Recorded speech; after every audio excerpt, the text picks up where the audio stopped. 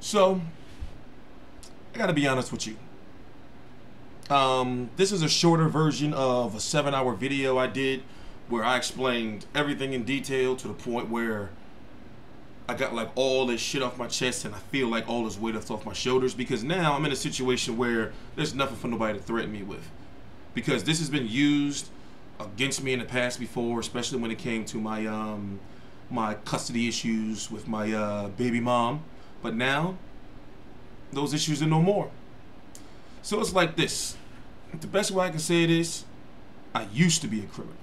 I used to be a bad criminal. Home invasions, robberies. I'll leave it at that. Fucked up ass shit. But this was years and years and years and years and years and years ago. But however, it's not saying that like inside, you know, and inside here I'm still like not a street dude. It's just that I'm a businessman now. So I got to a point that even if, you know, I'm not some big time media member, even if I'm not getting to, you know, all these events every single week and all that, just to be able to get one media credential, just one time, that's like a dream. That was a dream. That was a dream. So I can understand that people who never been through nothing before, or people who, you know, didn't grow up in the streets, or whatever the case may be, they look at my criminal record and go look it up. Like I said, I put it all out there.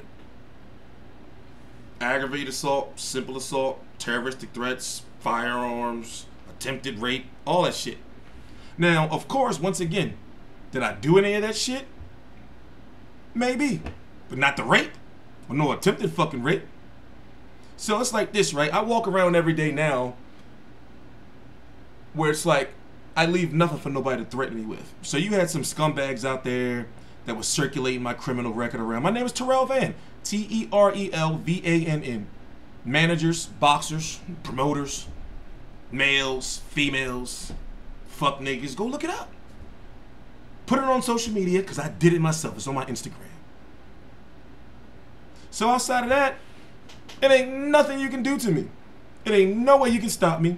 And there's nothing you can hold over my head. Because truth be told, it's like on some real shit, I just want to live my life, take care of my child, and just keep building my boxing business.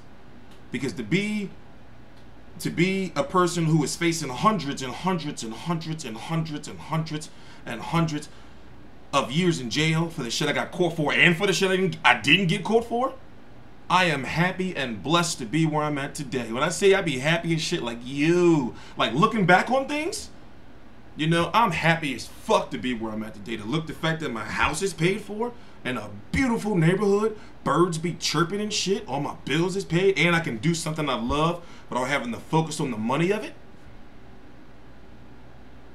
You gotta really be grateful.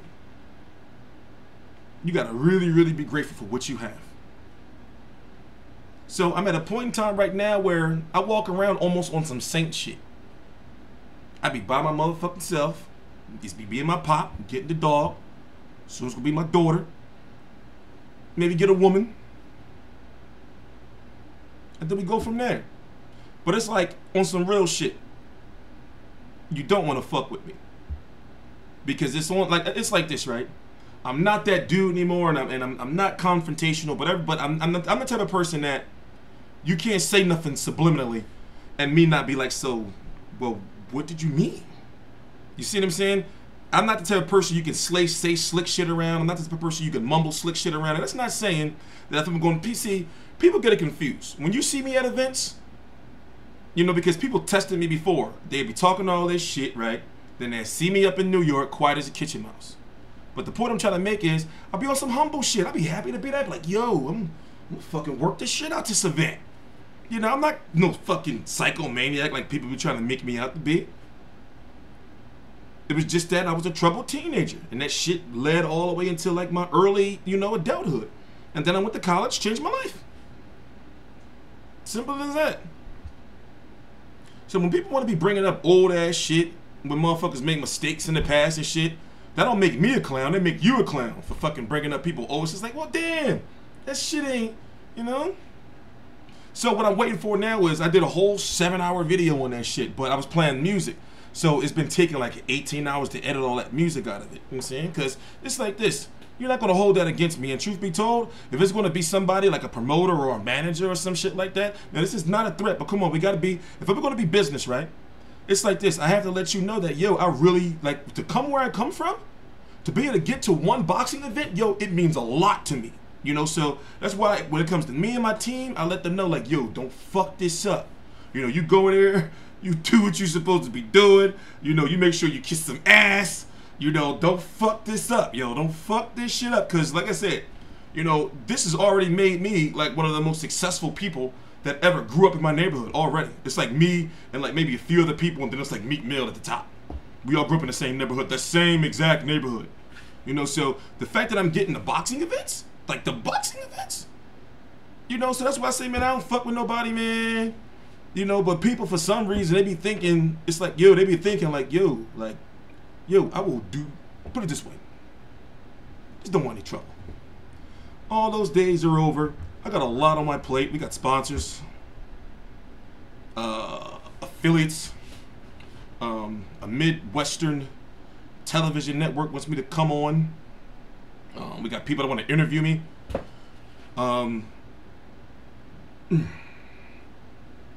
We now have access to, we covered our first Matchroom event. They were one of the last promoters on our list. And one by one, we've been getting each and every promoter on board. Because it's like this, as I said, even though I'm not doing videos, I'm growing in so many other ways. There's so many things going on behind the scenes that you don't know about or that you may see. But one thing I do say is this. For those who are in the know, as I said, the other media members, the managers, the boxers, the promoters, my team, you know, my partners, they see what I'm doing and they know, okay, yeah, shit is getting lit.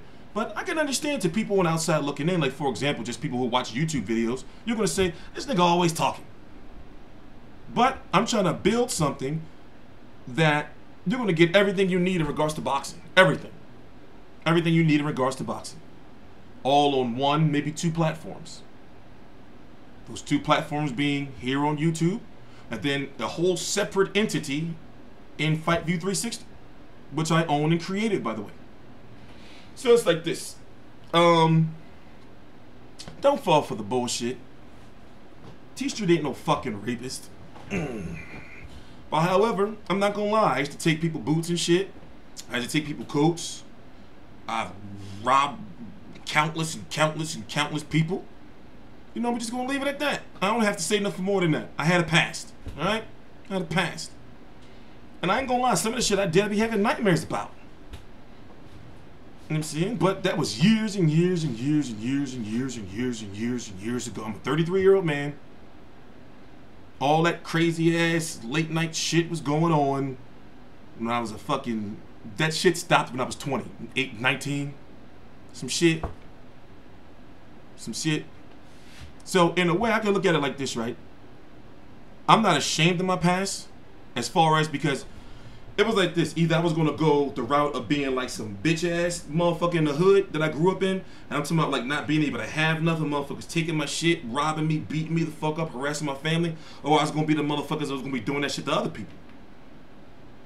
So once I reached, like, it was hard to, because you had to know where I grew up from, but where I grew up from, it was like this big drug war shit going on, and it was like you had to be involved in some type of way. You had to be involved, and it's like you can say, well, you could have just, no, it don't work like that. It don't work like, especially when you're a teenager and you got no choice. It don't work like that. So I was smart enough to look at things and be like, man, I don't want to be this motherfucker for the rest of my life. I moved away for a year, then came back for a little bit, then went directly to college. I never even, at first I went back to get my GED. Then I went directly to college, like within like 6 months. I just stayed up there, and then met a woman. Shit changed. Shit changed. Don't get me wrong. Obviously, you know, I was having some relapses where it was like I would have to smack somebody or do some shit every now and then, you know. But yo, that's why I stayed by my motherfucking self. See what I'm saying? That's why I stayed by myself, because obviously I'm too old for that shit, man. I'm too old for that shit. I'm all asthmatic and shit. I'm too old for that shit. What if I go to swing on somebody, right, and then miss? Fucking last time I had a fucking street fight. See what I'm saying? So that's why I was like, shit, I gotta pick some up and wear them the fuck out with it.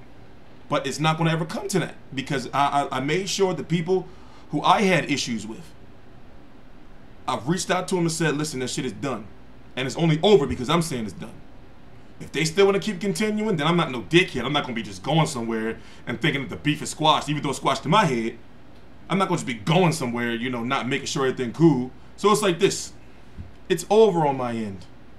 Let's just cover boxing for the good of the sport, right?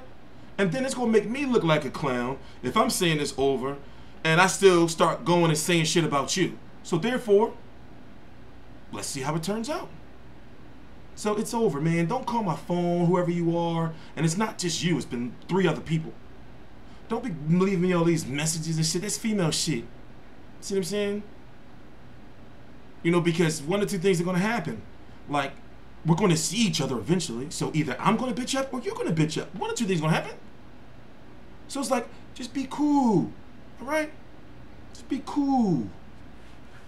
Thank you.